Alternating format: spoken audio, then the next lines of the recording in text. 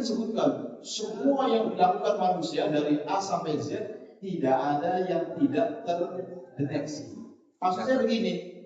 Jadi wa inna 'alaikum lahafidhin kiraman katibin ya'lamuna ma taf'alun, itu bisa diterapkan di pesantren kita, di mana hafidinnya itu tidak lain adalah para guru, kiraman katibinnya itu tidak lain adalah para guru, ya'lamuna ma taf'alun ini juga para guru. Sebagai guru gitu ya, itu harus memiliki al-hifdz. Kita harus menjadi al-hafidin, orang-orang yang menjaga, yang mengasuh. Apa yang harus dijaga? Bukankah sudah ada satpam? Bukankah sudah ada pagar? Begitu? Jawabannya menjaga di sini kalau kita sebagai guru itu sangat luas. Yang paling penting adalah menjaga apa? Menjaga akidah mereka.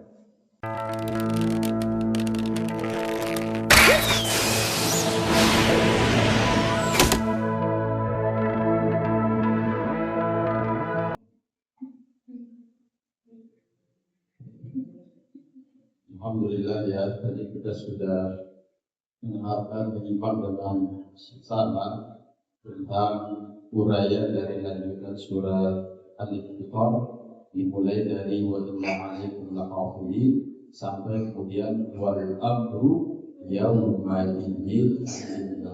Jadi yang memegang kuasa penuh itu tidak lain adalah Allah Subhanahu wa taala. Jadi apa yang disampaikan oleh Ustaz Masrufin itu baru sedikit ya dari maksudnya apa yang bisa kita kembangkan. Jadi walaupun yang jauh sampai kelihatannya sudah banyak, tapi hakikatnya itu masih sangat-sangat sedikit ya untuk bisa memahami apa yang dituliskan oleh Allah Subhanahu wa taala dalam surat ini. Nah, itulah bagian dari keistimewaan Al-Qur'an Karim, bisa dilihat dari banyak sisi. Makanya kalau kata Pak Quraisy, kalau kita mempelajari ayat-ayat Al-Quran itu persis seperti kita melihat permata. Permata itu kan sisinya banyak ya, iya kan? Ada yang punya permata nggak? Nah itu masalahnya, nggak bisa bayar. Cocok sama ayat itu cocok. Ya sudah, permata yang apa? Pokoknya bukan permata. Iya. Diamond gitu kan ya. Diamond itu kan banyak sisinya kan ya. Nah, jadi Al-Quran itu begitu. Dia memiliki banyak sekali sisi dan ternyata dari sisi manapun kita melihatnya tetap berkilau, tetap luar biasa. Maka kita tidak mengecilkan apa yang disampaikan oleh Rasul begitu kan? Dia luar biasa. Tapi maksudnya luar biasaan tersebut ketika kita membahas ayat Al-Quran itu sangat-sangat kecil. Maka dulu itu ada teman saya yang ngomong begini. Jadi kalau misalnya seseorang belajar, dokter misalnya, dokter itu kan tahapan pertama dia akan belajar tentang kedokteran secara umum ya. Makanya yang pertama itu adalah dokter umum. Dokter umum itu kan belajar semuanya dari ujung rambut sampai ujung kaki itu dikaji semua. Ya karena materinya banyak, maka kemudian keahliannya ya hanya spesialis sedikit-sedikit kan begitu. Nah setelah itu kalau dia mau belajar, dia harus belajar sesuatu yang khusus, yaitu tentang tentang spesialis ya. Makanya nanti ada spesialis mata, spesialis rambut, dan seterusnya. Dan jadi semakin hebat dokter itu berarti pengetahuannya sebenarnya semakin kecil. Kalau mata ya terkait dengan mata saja. Kalau kumis terkait dengan kumis saja. Gigi ya sudah, gigi saja. Jadi itu terkait dengan ilmu selain Al-Quran. Jadi kalau misalnya kita kuliah jurusannya selain Al-Quran, pada akhirnya kita akan menyempitkan pengetahuan kita. Sehingga kita akan sadar bahwa sebetulnya pengetahuan kita itu sangat-sangat sempit. Tapi kalau kita mempelajari Al-Quran, itu balik. Jadi kita mempelajari sesuatu yang nanti ke depan itu akan semakin berluas dan tidak ada batasannya. Itu kalau kita mau belajar tentang Al-Quran. Oleh karena itu, Al-Quran banyak ditafsirkan dari berbagai versi. Ditafsirkan dari psikologi, dari kedokteran, dari politik, macam-macam. Itu Profesor Dr. Dadang Hawani, masih hidup nggak orangnya? Yang dulu pakar apa sih namanya, psikiater ya? Bukan ya? Dia kita kejiwaan. Iya, jiwa. Kita kejiwaan, dia ahli ilmu jiwa, ya, dia psikiater. Dia membuat buku itu ya seperti tafsir, tapi tafsirnya itu dari sisi Kejiwaan. dari sisi psikologi, gitu ya. Demikian pula yang lainnya. Maka itulah syukur kita menjadi seorang muslim. Jadi harusnya pengetahuan kita itu semakin luas. Lalu kemudian saya ingin memberikan catatan di sini. Kalau kita mengikuti gaya alurnya Kiai, ini beliau selalu mengkonteskan apa yang dibaca itu dengan kondisi real pesantren, gitu ya. Kayak kemarin kita membaca Wailul lil Mutaffifin, tahu-tahunya al-mutaffifin itu diberikan kepada siapa? Kepada guru. Jadi itu bukan sesuatu yang salah. Kalau kita lihat di tafsir-tafsir yang lain ya, dari mulai Al-Qushairi, kemudian sampai yang sekarang seperti Ibnu Utsaimin, itu dia juga sudah menjelaskan bahwa tatfik di sini bisa masuk ke banyak hal. Termasuk seorang suami yang kalau ngomong pengen didengerin istrinya, sementara kalau istrinya ngomong nggak didengar saja, itu masuk dalam kategori wailul lil mutaffifin. Jadi dua-duanya. Jangan dibayangkan. Termasuk itu ya. Kali itu udah ditempel belum ya? Kan kita sudah beli. Iya, belum. Bornya. Harus segera di. Nah, ketika tadi saya baca ya, saya menangkap di sini ada nilai-nilai yang bisa kita aplikasikan. Jadi kita ambil ini bagian daripada lataif ya, sesuatu yang lembut begitu ya, yang bisa kita ambil kemudian kita terapkan di pondok tercinta ini sebagai bekal. Kalau kita yang pertama adalah sebagai guru, itu secara umum ya. Lalu khususnya lagi sebetulnya terkait dengan kepengasuhan. Coba diperhatikan ya. Kan surat ini adalah surat Makkiyah ya. Makkiyah itu kan isinya terkait dengan akidah, tentang hari akhir, kebangkitan, kemudian balasan, baik itu balasan baik, balasan buruk, surga, neraka. Itu min khasa isi as-suwar al-Makkiyah yang termasuk dari istilah surat Makkiyah. Maksudnya apa? Coba perhatikan. Tadi disampaikan kan ya ayyuhal insan ma ghurraka bi rabbikal karim. Jangan sampai kita tertipu, terpedaya, terlena gitu ya dengan kebaikan-kebaikan Allah Subhanahu wa taala. Jadi sebetulnya disebutkan manusia itu terlena, bahkan mereka mendustakan agama. Manusia, kalian itu nggak boleh seperti itu. Kenapa? Jawabannya wa inna 'alaikum lahafidin kiraman katibin ya'lamuna ma taf'alun. Kenapa kalian tidak boleh berbuat seenaknya saja, melanggar hak-hak Allah, hak-hak manusia, hak-hak alam semesta? Jawabannya karena ternyata manusia itu diawasi, ada yang menjaga. Manusia itu ada yang mencatat amal perbuatannya. Bahkan bukan hanya itu. Jadi tadi kan disebutkan semua yang dilakukan manusia dari A sampai Z tidak ada yang tidak terdeteksi. Maksudnya begini. Jadi wa inna 'alaikum lahafidin kiraman katibin ya'lamuna ma taf'alun, itu bisa diterapkan di pesantren kita, di mana hafidinnya itu tidak lain adalah para guru. Kiraman katibinnya itu tidak lain adalah para guru. Ya'lamuna ma taf'alun, ini juga para guru. Khususnya tadi ya, bagian kepengasuhan. Oleh karena itu, dari sini kita bisa belajar. Malaikat itu sifatnya menjaga dengan baik. Bahkan Kalau dalam tafsir lain, al-hifdz di sini dimaknai ar-riayah. Ar-riayah itu kan tidak lain adalah apa? Qismul riayah. Qismul riayah adalah pengasuhan atau BPS. Jadi malaikat itu sifatnya di sini yang pertama adalah al-hifdz. Kemudian al-kiram. Al-kiram itu berarti apa? Orang-orang yang mulia dan dimuliakan. Lalu yang ketiga apa? Al-kitabah. Al-kitabah itu mencatat, ya, memiliki database dari A sampai Z. Dan bukan hanya itu, para malaikat itu ya'lamuna ma taf'alun. Mereka betul-betul mengetahui apa yang dilakukan oleh manusia. Maka coba, apa yang kita bisa terapkan dan apa yang kita bisa ikuti. Yang pertama, tadi malaikat itu melakukan al-hifdz, penjagaan.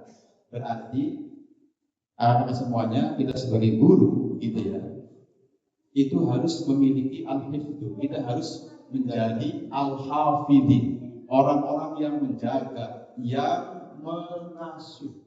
Apa yang harus dijaga? Bukankah sudah ada satpam? Bukankah sudah ada pagar? Begitu? Jawabannya, menjaga di sini kalau kita sebagai guru itu sangat luas. Yang paling penting adalah menjaga apa? Menjaga akidah mereka. Yang kedua apa? Menjaga akhlak mereka. Yang ketiga apa? Menjaga apa? Pengetahuan mereka dan seterusnya dan seterusnya. Itu harus kita contoh sebagai guru, sebagai pengasuh. Lalu yang kedua, tadi kan sebenarnya kiraman ya. Kiraman itu apa? Mulia. Orang yang mulia ketika mengasuh, ketika menjaga, itu kira-kira seperti seorang ibu menjaga anak-anaknya. Iya Pak. Ini sebetulnya apa teguran bagi kita. Kadang kita sebagai guru, masalah yang kita miliki adalah atau berawal dari rumah. Ya kan? Kita ada masalah dengan orang tua kita, kita ada masalah dengan anak kita. Tahu-tahu masuk kelas, ngamuk begitu ya. Anak melakukan apa, kemudian tindakan kita betul-betul apa? Berlebihan begitu. Itu berarti mencerminkan bahwa gurunya, pengasuhnya tidak masuk dalam kategori apa? Al-kiram. Itu maksudnya. Tadi kan katakan malaikat ketika mencatat, ketika merekam, ketika mengawasi, adakah mereka pilih kasih? Adakah terbawa emosi? Adakah terbawa perasaan? Enggak begitu. Jadi guru itu harusnya apa? Harusnya dia betul-betul memposisikan dirinya bahwa dia adalah seorang yang mulia. Profesinya adalah profesi yang mulia, warisan dari Nabi kita Nabi Muhammad Sallallahu Alaihi Wasallam. Hadal muallimu an yakuna rasulah. Jadi antara rasul dengan apa guru itu bedanya tipis. Makanya kita bisa katakan bahwa guru itu adalah rasulun bila wahyu. Rasul yang tanpa wahyu. Kalau rasul tanpa wahyu disebut rasul atau bukan? Ya bukan. Jadi bedanya sedikit. Maka yang pertama al-hifdzu, yang kedua adalah al-kiram. Nah, ini juga catatan buat kita sebagai guru sekali lagi, apalagi pengasuh. Ada kan pengasuh-pengasuh yang dianggap jutek, kan? Banyak. Santrinya, bahkan kepada wali santrinya, ada yang begitu? Banyak. Ada begitu. Maka mari kita perbaiki. Lalu berikutnya apa? Katibin Alkitabah. Jadi kali enggak. Kalau misalnya kita bagi rapot itu bagian daripada Alkitabah. Ya atau enggak? Kita mencatat seluruh apa yang dilakukan oleh anak-anak kita dalam catatan, dalam data yang valid. Maka BPP, BPS itu harus memiliki data. Bukan hanya terkait dengan pelanggaran, tapi juga terkait dengan prestasi. Semuanya ada. Belajar dari siapa? Belajar dari catatan para malaikat. Bahkan sebetulnya di sini kita dipacu, kita diperintahkan agar betul-betul memiliki data yang valid, yang lengkap dari A sampai Z, sehingga orang itu tidak bisa apa? tidak bisa memutarbalikan fakta. Misalkan kita ada kasus ya di Santri Putra, Santri Putih, kalau datanya jelas orang tidak akan bisa betul itu. Saya masih ingat itu. Hari ini hari terakhir bulan puasa, malamnya itu Idul Fitri. Bagian pengasuhan sudah berpulang, ya kan? Yang putra sudah pulang, yang putri tinggal beberapa orang lagi. Ternyata ada masalah. Masalahnya terkait dengan HP dan seterusnya. Ya, ketika diketahui lalu diberikan tindakan, wali santrinya itu marah. Ya, marah kepada bagian pengasuhan sampai bagian pengasuhan itu nangis, iya kan? Ngadu kepada kiai. Lalu apa yang terjadi? Ya biasa. Kiai melihat siapa yang masih ada di sini. Oh ternyata yang masih ada di sini salah satunya adalah saya. Maka saya diminta. Saya keluar urusi sekarang, selesaikan. Panggil orang tuanya ke sini, selesaikan. Sudah pulangkan saja. Dia kenapa ngotot? Karena memang kita memiliki kekurangan dalam data. Sudah begitu dia merasa bahwa walinya itu lebih tua daripada muslimnya atau daripada BPS-nya. Jadi kan di atas sana. Nah, kalau menghadapi hal seperti itu, kita bikin skenario. Artinya kita panggil dulu, ya, kita hadirkan siapa yang kira-kira memiliki kedudukan dan seterusnya. Ketika sudah dipanggil seperti itu, walaupun dia tua, walaupun dia senior, paling tidak dia akan berpikir. Maka dengan data yang ada, saya sampaikan, Bu, kejadiannya seperti ini, Ibu minta HP yang dikembalikan, ini saya kembalikan, ya kan? Terima kasih. Oh begitu ya Ustaz? Iya. Dan silakan juga bawa anaknya pulang. Ketika disebutkan, baru kemudian, oh nggak begitu Ustaz, begitu ya. Nah itu kan bagian daripada pencatatan. Kalau kita memiliki catatan yang valid, itu nggak bisa dimainkan. Sebaliknya, kalau kita tidak memiliki catatan yang valid, itulah yang akan dijadikan celah. Lalu yang terakhir, ya'lamuna ma taf'alun, ini yang sedikit bermasalah. Kenapa? Malaikat menghukum, memberikan balasan yang baik ataupun balasan yang buruk karena mereka itu mengetahui dengan pasti tentang kejahatan yang dilakukan oleh manusia atau perbuatan baik. Nah sekarang misalnya kemarin ada anak putra yang dikeluarkan disuruh pulang. Pertanyaannya, apakah kita guru BPS itu tahu tentang permasalahan ini yang sebenar-benarnya? Nah ini jadi problem gitu ya. Jadi problem. Kalau malaikat ya'lamuna ma taf'alun. Kalau kita ya kita tidak bisa mengetahui secara pasti tentang apa yang dilakukan oleh anak karena kita bukan malaikat. Oleh karena itu paling tidak, saya bilang tadi ya, kalau kita tidak bisa melakukan, paling tidak kita bisa mengikuti. Maka paling tidak ketika ada satu permasalahan, kita juga harus berusaha meng-cross-check, mengetahui sebab-sebabnya. Itu paling tidak. Contoh misalnya, anak kelas 5 hari ini terlambat semuanya.